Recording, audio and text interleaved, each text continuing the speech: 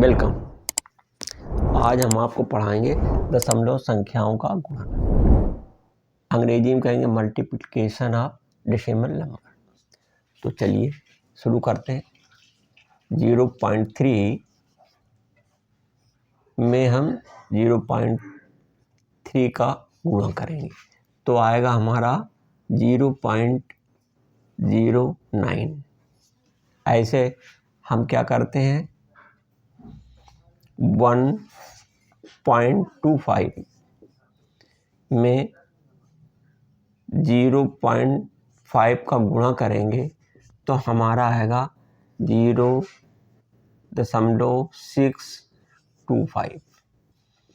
ठीक, तो आपने क्या देखा कि जब हम दो दशमलव संख्याओं का आपस में गुणा करते हैं तो हमारी राशि और छोटी हो जाती है। ठीक, नहीं हो जाती है। ठीक, ये देखो, ये जैसे यहाँ पर 1 है, ये पूर्ण राशि है, और दशमलव जब संख्याओं का आपस में गुणा कर दिया तो देखो यहाँ पर पूर्ण राशि में कुछ भी नहीं है। तो इसका मतलब ये हुआ कि जैसे ही हम दशमलव संख्या से किसी दूसरी दशमलव संख्या में गुणा करते हैं तो हमारी राशि छोटी होती जाती है। जितने ही ज़्यादा जिसमें ज़्यादा दशमलव होंगे उतनी ही राशि हमारी छोटी हो जाएगी, लेकिन पूर्ण संख्या में ऐसा नहीं है। तो जैसे 10 में 10 का गुणा करते हैं तो हमारी राशि आएगी 100। ये 10 पूर्णांक है, ये भी 10 पूर्णांक है, तो ये 100 ये 100 जो है हमारा भी पूर्णांक है। तो इसमें राशि हमारी कई गुना बढ़ती है, लेकिन दशमलव संख्या में वो राशि घट जाती है। ठीक है, तो जैसे वहाँ पर अब चूँकि ये दशमलव संख्याएं जो होती हैं ये इसको दशमलव भिन्न भी बोलते हैं, यही कारण है, उसी परिवार की है ये, इसकी भिन्न की। भिन्न में भी यही होता है कि जब दो भिन्नों का आपस में हम गुणा करते हैं तो हमारी राशि छोटी हो जाती है, इसी वजह से इसमें राशि छोटी हो जाती है। तो ये भी साबित हो गई। और दूसरी बात, एक चीज़ और भी देखते हैं कि हमारे जो है जो टीचर एक चीज़ रटवाते हैं कि जैसे यहाँ पर देखिए दशमलव के एक दशमलव के बाद एक डिजिट है, और इस वाली संख्या में दशमलव के बाद एक डिजिट है। तो गुणा करने के बाद यहाँ पर क्या देखा कि जैसे 3 में 3 का गुणा करेंगे तो 9 आना चाहिए, लेकिन अब दशमलव का चिन्ह लगाना है तो दशमलव का चिन्ह कितने के बाद लगाएंगे? 2 अंकों के बाद लगाएंगे। तो देखो, जब हमारे पास 2 अंक अवेलेबल नहीं है, तो जब अंक अवेलेबल नहीं है तो उसकी जगह हमने 0 लगा करके दशमलव लगा दिया। इसी तरीके से इसमें देखो दशमलव के बाद 2 डिजिट हैं और इसमें दशमलव के बाद 1 डिजिट है। तो गुणा करने के बाद हमने क्या देखा कि दशमलव के बाद 3 डिजिट हो गए थे, यानी जुड़ जाते हैं।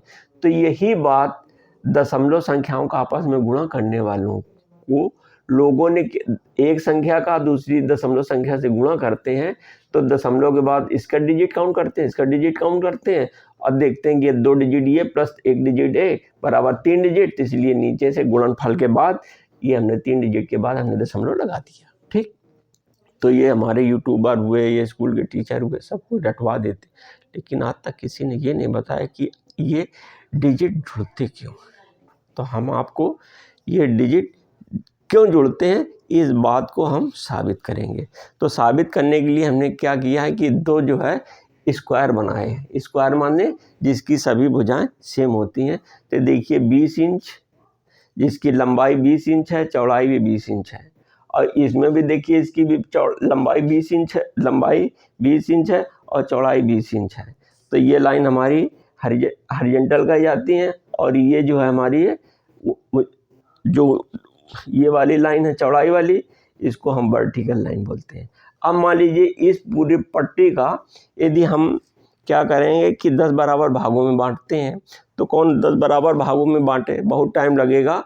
तो अब हम क्या करना चाहते हैं कि केवल एक टुकड़ा कर लें। देखो यहाँ से है तो ये जो है 20 इंच का है, तो जब 20 इंच का है और इसके हमें 10 टुकड़े करने हैं, तो निश्चित है कि जब 10 टुकड़े करने हैं तो हम क्या करेंगे कि 2 इंच के बाद टुकड़ा कर देंगे। तो 2 इंच के बाद ये निशान यहाँ से यहाँ तक देखिए, कौन अपने बैठे तो हमने बता दिया अंदाज से ये 2 इंच है। तो 2 इंच है और 2 इंच की हमने क्या किया कि एक पट्टी काट ली ऐसे।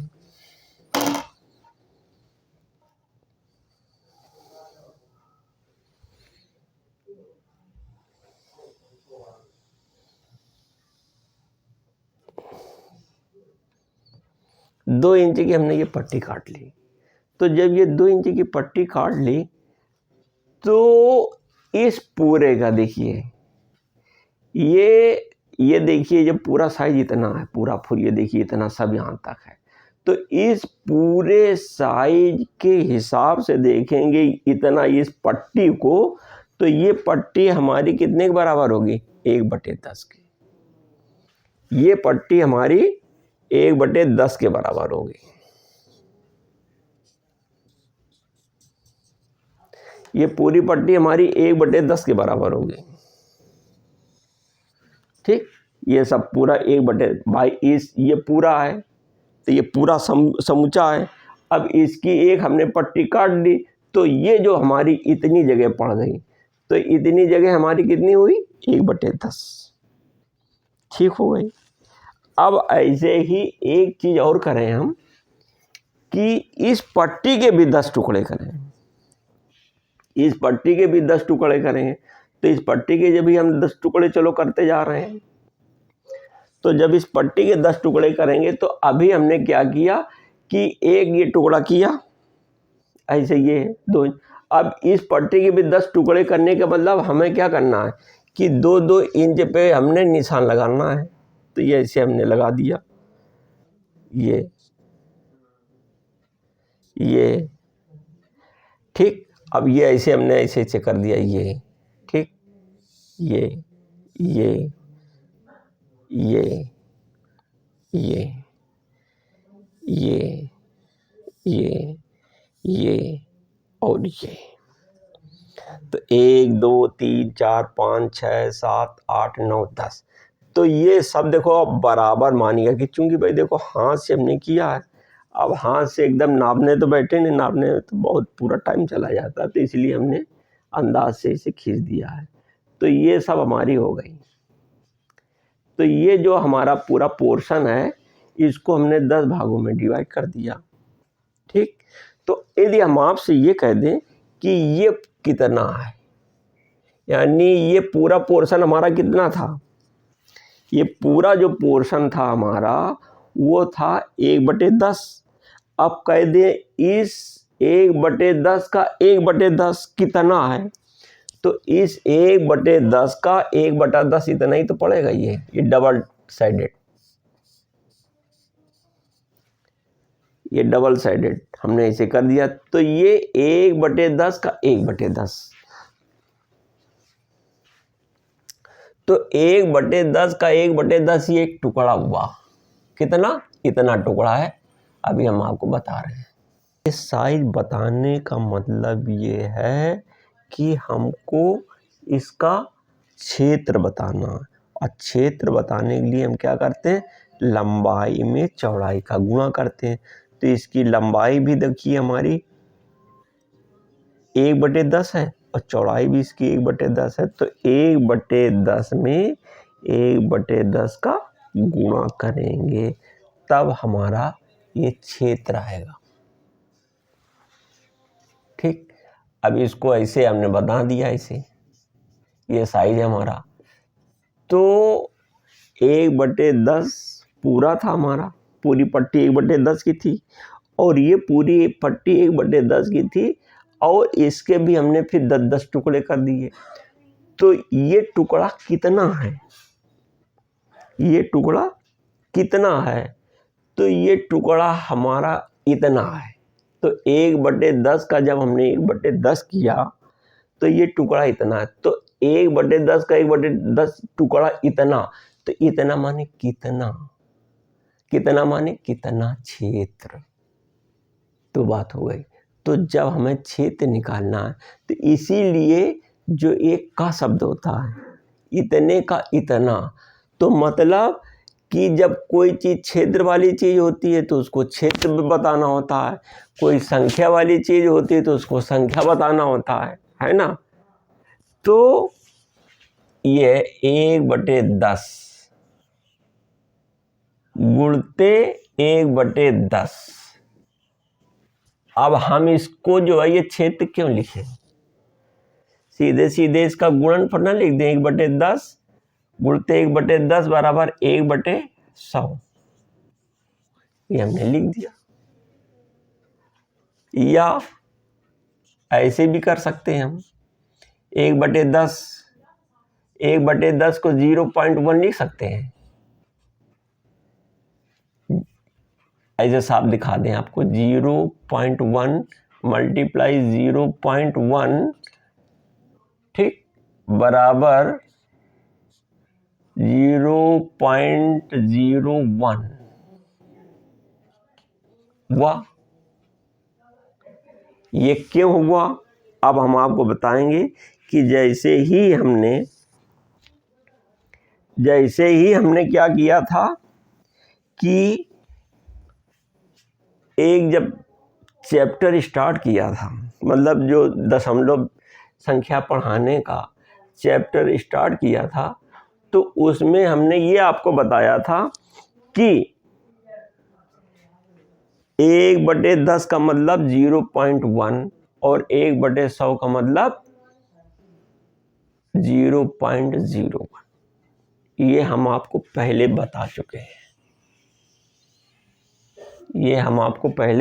बता चुके हैं, दूसरे या तीसरा एपिसोड होगा दशमलव संख्याओं का, तो उससे आप देख लीजिएगा। तो देखो हमारी बात साबित हो गई कि देखो दशमलव के एक स्थान के बाद कोई संख्या लिखी है, इसमें भी दशमलव के एक स्थान के बाद कोई संख्या लिखी है। गुणनफल के बाद हमारा जब हमने गुणा करने के बाद हमने पाया कि देखो 2 स्थानों के बाद दशमलव लगा हुआ, तो इससे सिद्ध हो गया। और डबल सिद्धि करने के लिए और ऐसे कर सकते हैं। तो हमने क्या किया कि ये पूरा इसी साइज का ये डायग्राम बना दिया, और ये डायग्राम बनाने के बाद हमने क्या किया कि इसी का ये देखो, तो ये डायग्राम पूरा बना दिया, और जितना साइज का ये यहाँ पे लिखा हुआ है उतना ही साइज हमने यहाँ बना दिया। ठीक, तो अब इसके क्या किए थे हमने, सारे 100 भाई इसके ऐसे 10 लाइन खींच डाली, ऐसे वर्टिकल और हॉरिजॉन्टल 10-10 खींच जैसे खींचा, तो जैसे ही 10-10 ये लाइनें खींची तो हर जितना ये हमारा साइज था इतने साइज के हमारे 100 टुकड़े प्राप्त हो गए। कितने? 100 टुकड़े प्राप्त हो गए। तो ये टुकड़ा हमारा 1/100 के इक्विवेलेंट है, इस पूरे का, इन 100 टुकड़ों का ये 1/100 है। ठीक, अब यही देखिए, अगर हम वैसे आपको सिद्ध करना है, एक न्यूमेरिकल से भी सिद्ध करना सिखा देंगे। तो जैसे ये हमारा 2 इंच की है और ये भी 2 इंच है, क्योंकि जैसे ऐसे हमने पहला हमारा ये था ना, ऐसे तो ये हमारा 2 इंच पड़ा, ये भी 2 इंच होगा, चूंकि इस लाइन के भी हमने 2 बराबर ऐसे किए ना, तो जब इस भाई ये भी तो 2 इंच है, ये भी 2 इंच है, ये भी 2 इंच है, क्योंकि जब हमने इसके बराबर टुकड़े करेंगे तो ये सब 2-2 इंच के हो जाएंगे कि नहीं? तो हो जाएंगे। ठीक, तो जब ये 2 इंच है, ये भी 2 इंच है, तो 2 गुणते 2 बराबर 2 गुणते 2 बराबर कितने हो जाएंगे? 4 वर्ग इंच। और इसी तरीके से यदि पूरी हम बॉडी का क्षेत्रफल निकालेंगे तो 20 इंच गुणते 20 इंच बराबर 400 वर्ग इंच। 400 वर्ग इंच। अब इसमें ये देखते हैं कि ये जो 400 वर्ग इंच है, ये 4 वर्ग इंच का 1/100 हिस्सा है, नहीं है? कहाँ 4 वर्ग इंच, कहाँ 400 वर्ग इंच? तो ये इसका 1/100 हिस्सा ही नहीं है। और ये भी देखा कि ये इसका 1/100 हिस्सा है। तो अब ये ऐसे हो गया। अब इसको हम दशमलव संख्याओं का जो गुणा है, जो हम दशमलव लगाते हैं, तो कितने स्थान पर लगना चाहिए, यानी कितने डिजिट छोड़ के लगना चाहिए, सो हमने इस डायग्राम के द्वारा सिद्ध करके दिखा दिया है। बाय।